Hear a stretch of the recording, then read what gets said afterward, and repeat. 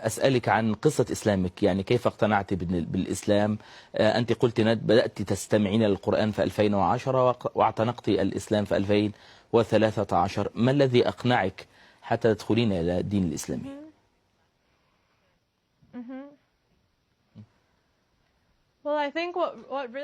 أعتقد ما أثر علي هو السفر إلى دولة مسلمة.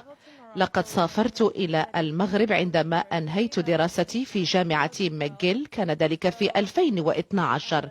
وفي تلك الفترة قضيت عطلة الصيفية، زرت مناطق مختلفة من المغرب. كان هناك شيئا خاصا في ذلك البلد، في كل مرة يكون فيها رفع للآذان نستمع إلى كل المساجد تدعو إلى الصلاة من خلال الآذان، وهذا الأمر يؤثر عليك بشكل كبير جدا عندما تستمع إليه لأول مرة.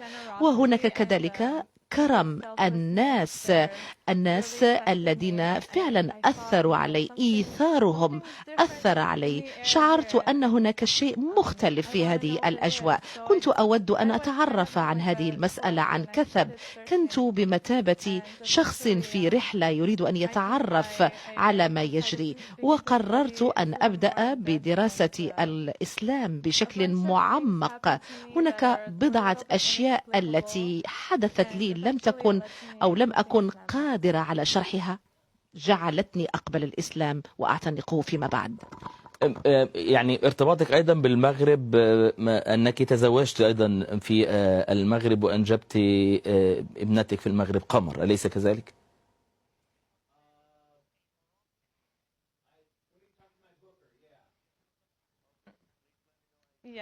نعم نعم. من الذي اختار اسم قمر، أنت أم أبيها؟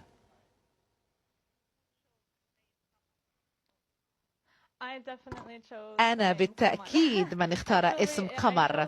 في حقيقة الأمر أنا اخترت هذا الاسم لأنه كانت لدي علاقة وثيقة بصورة القمر. عندما كنت حامل بابنة قمر قررت أنني سأسمي ابنتي قمر إن كان لدي ابنة. نعم. جينيفر، يعني برز اسمك في 2013 وقربت أن تحصلي على المركز الأول في مسابقة الغناء، ثم بعد ذلك اختفيت لمدة 3 سنوات. لماذا هذا الاختفاء؟